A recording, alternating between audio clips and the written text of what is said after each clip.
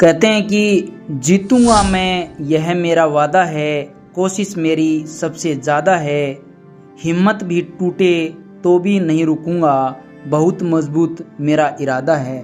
नाम अंशुल वर्मा, उम्र 24 वर्ष, खेल हॉकी, स्थान झारखंड का एक छोटा सा गांव चंदनपुर। चंदनपुर गांव झारखंड के जंगलों और पहाड़ों से घिरा एक शांत इलाका था, जहां सुबह की शुरुआत पक्षियों की चहचहाहट से होती थी और शामें मिट्टी की खुशबू में लिपटी होती थी।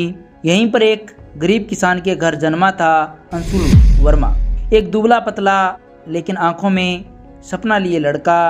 अंशुल के पिता रामविलास वर्मा खेतों में मजदूरी करते थे और माँ सरस्वती देवी घर घर जाकर सिलाई का काम करती थी।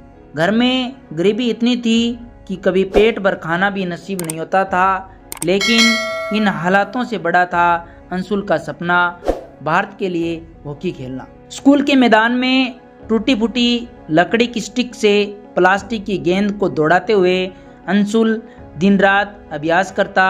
उसे न तो अच्छे जूते मिले थे, न ही सही हॉकी स्टिक, लेकिन उसके जुनून की कोई सीमा नहीं थी। जब बाकी बच्चे खेलने के बाद थक कर आराम करते, अंशुल तब भी अकेला प्रैक्टिस करता रहता।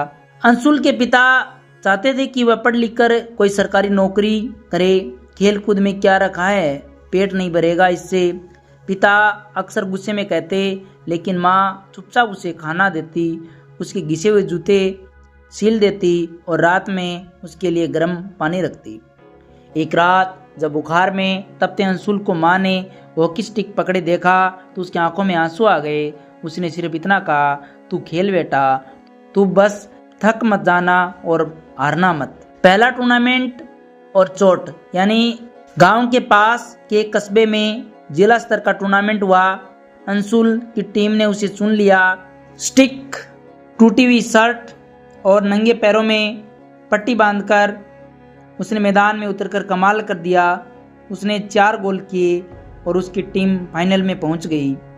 लेकिन फाइनल के दिन एक विरोधी खिलाड़ी ने उसे इतनी जोर से मारा कि उसका घुटना फट गया। दर्द असहनीय था, लेकिन अंशुल ने खेलने से मना नहीं किया। खून बहता रहा और वह खेलता रहा और फाइनल जीत गया। अस्पताल में जब डॉक्टर ने कहा कि घुटना ठीक होने में 6 महीने लगेंगे, तो उसका दिल टूट गया। हॉकी उसके लिए जीवन थी और अब वहीं उससे दूर जा रही थी। 6 महीने तक अंशुल ने बिस्तर पर रहकर हॉकी की वीडियो देखी, स्ट्रेटजी पढ़ी और मानसिक रूप से खुद को मजबूत बनाया। उसका शरीर भले ही कमजोर हो गया था, लेकिन उसका इरादा और मजबूत हो चुका था। गांव में इंटरनेट नहीं था, लेकिन एक स्कूल टीचर ने उसे मोबाइल में वीडियो दिखाकर कोचिंग दी। जब धीरे धीरे चलना शुरू किया तो पूरे गांव ने ताली बजाई। पहली बार अंशुल को लगा कि उसका सपना अकेला नहीं है, गांव वाले भी उसके साथ हैं। जैसे ही वह ठीक हुआ, उसने रांची की एक स्पोर्ट्स अकादमी में ट्रायल दिया। सैकड़ों खिलाड़ियों के बीच उसने खुद को साबित किया और चयन हो गया। लेकिन वहाँ का माहौल अलग था, अंग्रेजी में बातें, तकनीकी ट्रेनिंग, फिटनेस टेस्ट। वह पहले दिन ही रो पड़ा। उसे लगा शायद वह यहाँ फिट नहीं बैठेगा, लेकिन माँ की चिट्ठी आई, जिस दिन थक जाओ उस दिन अपने सपने को याद करना, बाकी सब सहन हो जाएगा। उसने दिन रात मेहनत की, हर सुबह 4 बजे उठता, प्रैक्टिस करता, शाम तक फिटनेस ट्रेनिंग और रात को हॉकी की किताबें पढ़ता। कोच भी उसकी मेहनत से प्रभावित हुए। 3 साल बाद नेशनल हॉकी ट्रायल में उसका चयन हुआ। जब उसने भारत की जर्सी पहनी तो उसकी आंखें भर आई। मैच के दिन जब उसने पहला गोल किया और भारत ने पाकिस्तान को हराया तो पूरा देश उसका नाम जान गया।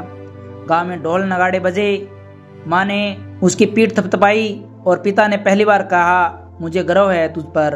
अंशुल अब टीवी पर आने लगा, इंटरव्यू होते, फोटो खींचे जाते, लेकिन वो अब भी वहीं गांव का लड़का था। उसने गांव में एक छोटी स्पोर्ट्स अकादमी खोली जहां गरीब बच्चों को मुफ्त ट्रेनिंग मिलती थी।